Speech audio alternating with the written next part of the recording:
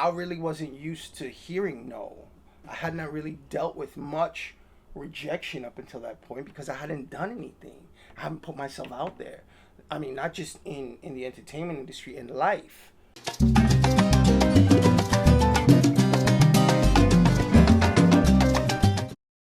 Hey, Common Senser, thank you so much for joining us today. We have an outstanding actor, writer, and director who is joining us, and you have probably seen him on Sister, Sister, Girlfriend, CSI, Blue Bloods. There's so many shows, not to mention movies like For Color Girls, and of course, one of the biggest movies out there, Juice.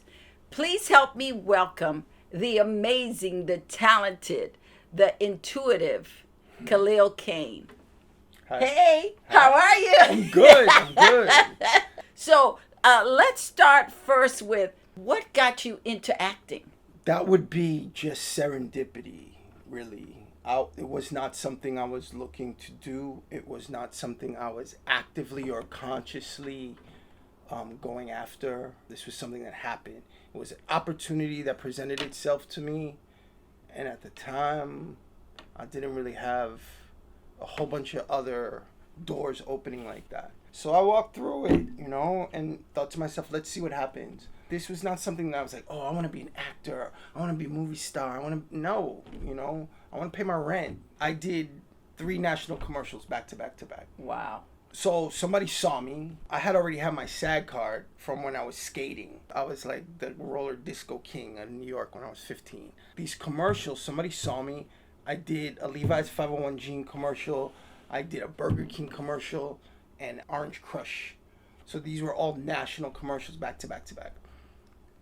The first one, I had to meet the agent. I got recommended. Somebody saw me and was like, maybe they were looking for this. Right. So I met the agent. They were like, oh, yeah, great, look, send them. I booked it. They sent me, you want to go another one? Mm-hmm. Sure. I booked that one. They were like, ooh. After the 3rd national commercial I booked, they asked me, would you be interested in auditioning for some legit work? And I said, yes. I didn't even know what that meant. Okay. Yeah, all right, cool. I'm down. Let's do, yeah, sure. Next thing you know, I'm auditioning for episodics. I'm auditioning for movies. And there was a learning curve that goes along with that. And I'm very competitive. Had you taken any classes? No, I really wasn't used to hearing no. I had not really dealt with much rejection up until that point because I hadn't done anything. I haven't put myself out there. I mean, not just in the entertainment industry, in life. It's not like I'm trying to get into Ivy League schools or interviewing for these big jobs. No, I could do it now. Auditioning on a regular basis will teach you that. Will give you that skill set. But I had to learn it. No will make people quit. No made me open a book. No made me get my skill set up. No made me work harder. I didn't like hearing no. I was like, nah, this ain't. I'm going to hear some yeses. So I started, studying up on my own. I started paying more attention of what other people were doing and how things were done. And what kind of information did you take in when you would go to the auditions? Right. Can you get on your mark, please? If you haven't done this before, you don't know what they're talking about. You're like, oh, this piece of tape. Oh, okay. Cool. You're learning. You learn. You learn how to deal with the camera. You learn how to take a note. You learn how to make an adjustment. Let's try to make an adjustment here. If you don't know what that vocabulary is, right. What are you doing as you're sitting there with already nervousness of this situation and having to perform a scene that you've learned? A lot of actors have figured that out. That they may be very talented, but they don't know how to adjust to notes in the audition room. It's hard not to take it personal. I think my upbringing in Brownsville, teaches you how to not take things so personal. Right. How to adjust. Right. Make a shift. How to survive. Right. Those moments, those auditions, I learned, like, I'm going to survive this moment. I'm going to win in this moment. Casting directors started to see, like, oh, he's good in the room. He's not scared. He's not going to embarrass me. Right. That's the big part. I'm taking a chance on you. I don't want you to embarrass me. If a director says, let's try it a different way, gives you a note and wants to make an adjustment, that doesn't mean you're bad. That means they see something. That's right. Let's they try. They like you. No, but a lot of actors will think, right. oh, I did it wrong. That's right. Because in acting classes, we are not taught to make adjustments. What are you taught? You're taught to, break down the character, do your work. I didn't hear in acting classes, make an adjustment here. Yeah. That specific word is never used in an acting class. They might say, try it this way. But there's certain words that you hear in the audition that can be intimidating, right? Yes. So making an adjustment, or they're looking at you in a certain way. So right away you fall apart because it's like, why are they looking at me? When I was first started going out and they're asking for a young black male, generally I'm not what they had in mind. They want dark skin, black looking black kid. Right. I would have to win them over. I would have to show them something different, something they had not thought of yet, and I would have to listen. The fact that huge that I'm coachable. Yes. That I can take direction, played a big part in me being successful. But where does that come from? My mother had me when she was very young. I was raised by my mother and her girlfriends. I got like 5 mothers and aunties and whatever. Shut up, pay attention. We're talking. You don't. Old school. That's right. You learn to learn. And again, to win in that situation, I learned early on, just keep your mouth shut, pay attention. You're going to learn a whole bunch of stuff to be able to navigate this later. And that's pretty much how I approached all of that early on. So when you booked Juice, what was that process like for you? Because you were directed by Ernest Dickerson. At that point, I had auditioned for some studio stuff, some bigger budget films. This was presented as, a street level indie movie, low budget. None of us knew that it was going to be like a big deal, that Paramount was going to buy it. So I went in, ready to go. I wasn't intimidated and thinking, oh, this is my big chance. It was a role. I needed to get it. I needed to get going. This would be a good role to learn, get my chops, do the thing. That's how I approached it. And Ernest Dickerson is a wonderful human being. So for those people who don't know, Ernest started off as Spike Lee's DP. Yeah, he did all of those classic Spike Lee films. This was his directorial debut, but Ernest also understood he was dealing with 4 young black men who may or may not understand this situation. So he was very compassionate in the way he dealt with us. So we all felt very safe. We felt we could really kind of open up, be vulnerable, play, do whatever. I mean, to this day, I always, show love to Ernest. He always shakes me off, but I'm like, yo, bro, you gave me my life, serious. And he's always like, stop. You were going to do this anyway. And I'm like, I don't know. I don't know, Well, for those who haven't seen it, so many talented people emerged from that. You had Tupac. You had Omar Epps. Yeah, you had the person Queen Latifah, Samuel L. Jackson. Yeah, that's it's one of those projects where almost everybody emerges. Everybody. Vincent Loresca. It's a great introduction because was that your first film? That was my first film. Yeah. So what a great intro into the huge. Business. Yeah, that's huge. Great. So now you're starting to act. You were in New York. Yes. What made you decide, hey, I'm going to LA to pursue? I waited. I was not going to come out here, asking for work. I said, I'm going to chill. I'm going to wait right here until, they show up with the limo and a ticket to LA with a job and they're flying me out. So that happened when I did a film called Renaissance Man that Penny Marshall directed. Danny DeVito starred in that. Gregory Hines starred in that. Myself, Mark Wahlberg, Dean Hardison, Richard T. Jones. I mean, it gave me an opportunity to really kind of cozy up to Gregory Hines and learn some things. Yes. What did you learn from Gregory Hines? How to be a beautiful human being. Gregory was like, he treated people he was such a lovely man. He just had a way about him. Yeah. He made you feel comfortable. Yeah. Yes. Yeah. Hugely talented. So when you're conceivably the very best at what you do, you can get away with a certain level of arrogance. You just can. Talent allows that. Gregory never did that. I never saw him do that. He was just gracious and fun and great sense of humor and wonderful laugh and just so charming. What is your favorite way of rehearsing? The character will tell me. Again, I really am not a creature of habit. So the character I'm playing generally tells me what the rehearsal process is going to be like. Because I will start feeling this person and I'm going to adopt their personality into how we're going to attack this work, which is funny for actors that have worked with me multiple times. They're like, oh shit, this process is nothing like what we did the last time, you know. Khalil's crazy. They're like, but it's fun, it's exciting, you know, it's not boring. What directors have you learned the most from for your craft? Felicia Rashad. It was the first time I had done August Wilson. I couldn't even describe it as lessons. Those experiences, it really kind of hit me to why I'm doing what it is I'm doing. In The Gem of the Ocean, this character, Citizen Barlow, shows up at this house because he's committed a crime.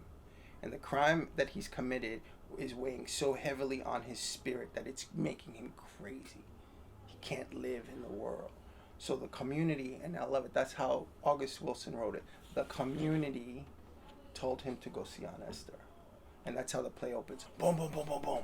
Boom, boom, boom, boom, boom. He's banging on the door of the house. On the stage, the house is dark. Everybody's asleep. And that's how the show opens. This banging on the door. This detail. Even that, Felicia Rashad.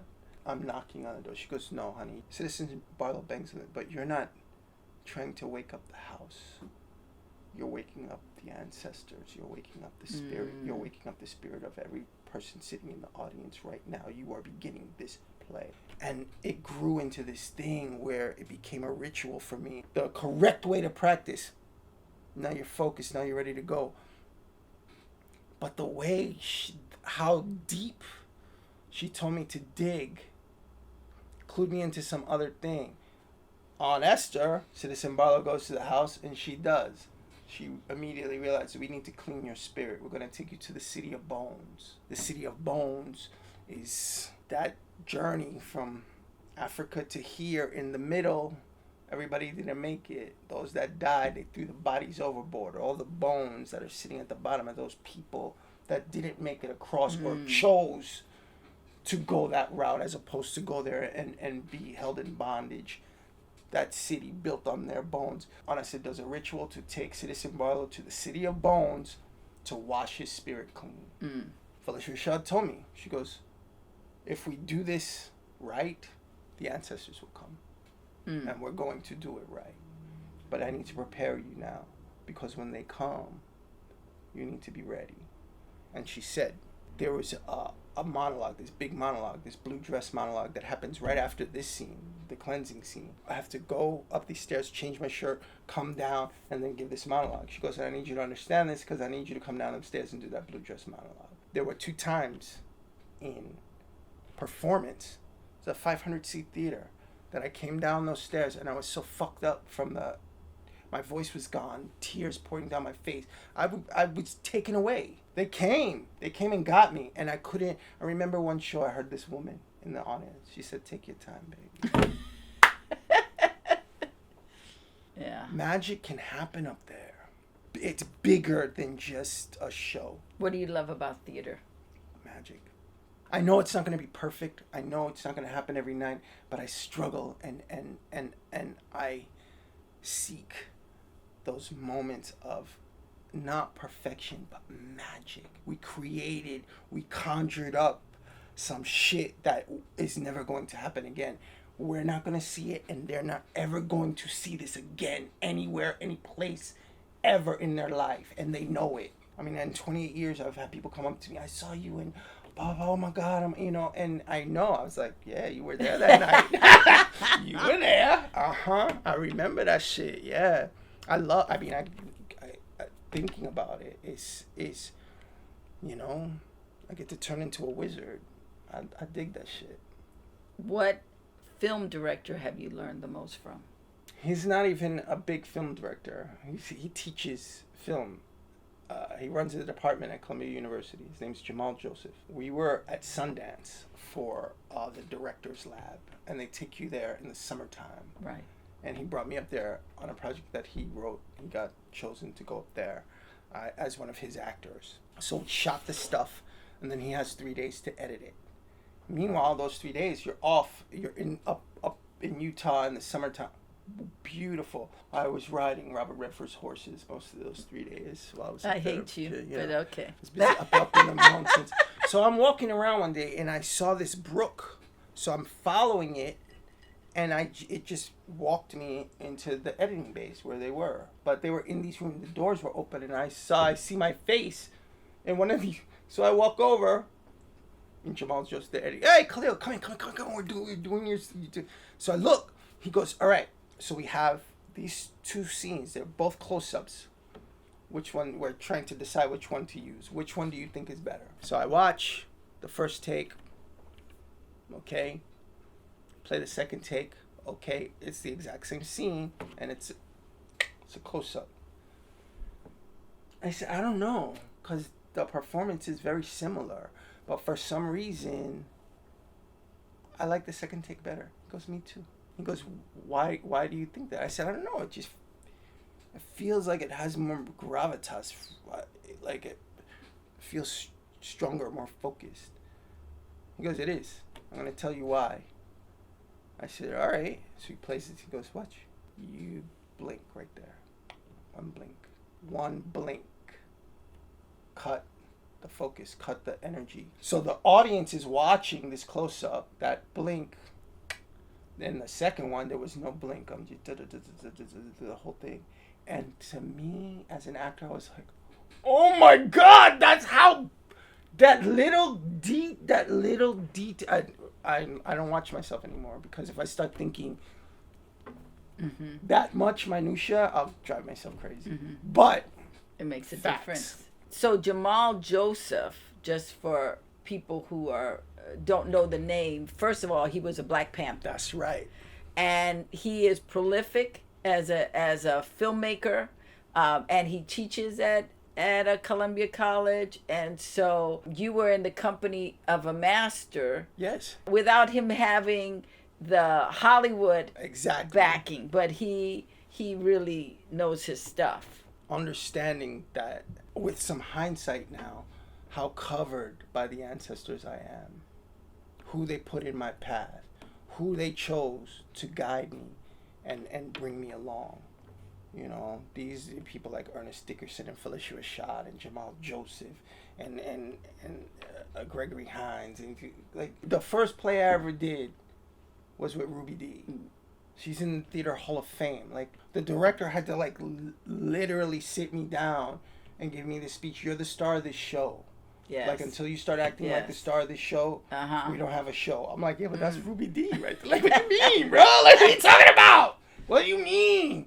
What actor or actress would you like to work with because you really admire their work ethic? There's a young actress, Zendaya. Oh, yes. Right now, that I'm pretty stunned by what she's accomplishing and how she's going about her business and how authentic she feels, even when she's not on, and her ability to utilize her vocabulary and how extensive her vocabulary is already. I'm very impressed by that young woman. I wish her the best. I hope she continues to just explode and like do her thing. She feels magical. Whose work ethic have you worked with that you love how they come to the set or to the theater? Oh, Gregory Hines. He always looks like he's not prepared. He always looks like he didn't study for a minute. Meanwhile, he did his work. But he was so carefree and having such fun and easy going about everything. And then when, the cameras came on, it was just flawless. And still, that's something that I've always appreciated, being a very physical person. I love those artists, those athletes that do it at 100%, but to everybody watching, it looks like they're operating at like 60%. Do you watch tennis at all? Yes. Roger Federer. Okay. Like, it doesn't even look like that guy's sweating, and he's just so precise. His game is so dope. Like, I've always been a fan because he makes it look easy. He makes it look effortless. You know, even Greg when he was dancing, like, Yes. you knew, you Yes. know, but it was ain't nothing. You Yeah. know, it's just a flair. Yeah, I saw him do Sophisticated Ladies on Broadway when I was a teenager. I must have seen it like 5 times. Every performance he did was different. Right. But he always brought the fun. Yet he never missed his mark, never missed his cue, always sang the heck out of the songs, but he was fun. Yes. To me, that is when you have surrendered. That's a huge thing that is difficult to get people to do. And it's gigantic. What would you say to somebody who wants to get into acting today? Be very prepared for as many variables as you can come up with in your mind. As many variables as you can imagine. Gird your loins. Thicken your skin. And be prepared to stay. If you have any quit in your soul, you are not built for this. And if you have something to say, and hopefully you do, if you have something to say, stay until you've said it. What would you tell that artist who is extremely talented, has so much to give, but they've lost their gas? Surrender. Lay down. Die. These are not just stories. Like, you will be reborn. Lay down. Risk it. We have this fear that we're not going to rise again like the phoenix. It's not just a fairy tale. It's not just this mystical story that lives inside us. Go ahead, lay down, die, see what happens. Like, you are ready to, like, really go at it. Like, anybody, I'll take anybody right now. I just died and I'm back. I'm you know, it's such a feeling of freedom to do that and have gone through that gauntlet like that, and been reborn. It's beautiful. How do you replenish your creative well? I've worn myself out trying to replenish myself. When I learned to surrender and say, you know what, I'm worn out, I'm on E. And just surrender in the knowing that I have so many people that love me and they're going to fill me up. Just believe it, do it, and I surrender, and I can do it. Count. 3, 2, 1. Khalil, what do you need? Baby, I got you. Come here. Come. When we surrender to it, Own it. then that's when it becomes really strong. Way more powerful. I think that is key. Owning the love that is embracing you. Owning Yes. it. You know? But everything here in this country where we are, black and brown people, everything from the time we're born, the messaging is that you're not loved, that you're not safe, you're not covered in that way. So it's hard to believe it. You know, you have to train yourself, you know, and have elders to help train you. Yes. That's a lie. We Yes. love you, baby. Yes. We're always going to love And you. that you And are lovable. Yes, you are You're worthy lovable, of love. worthy, lovable, Yes. and important, and that you are here for a purpose. Because I Yes. think all of that works together. You are here for a purpose. So I just thank you for your purpose. I thank you for your love, for your generosity, for your talent, for your intuitiveness, for your writing ability, for you being a good dad and a good husband. And I just want to say thank you. You're very welcome. Thank you. Thank you.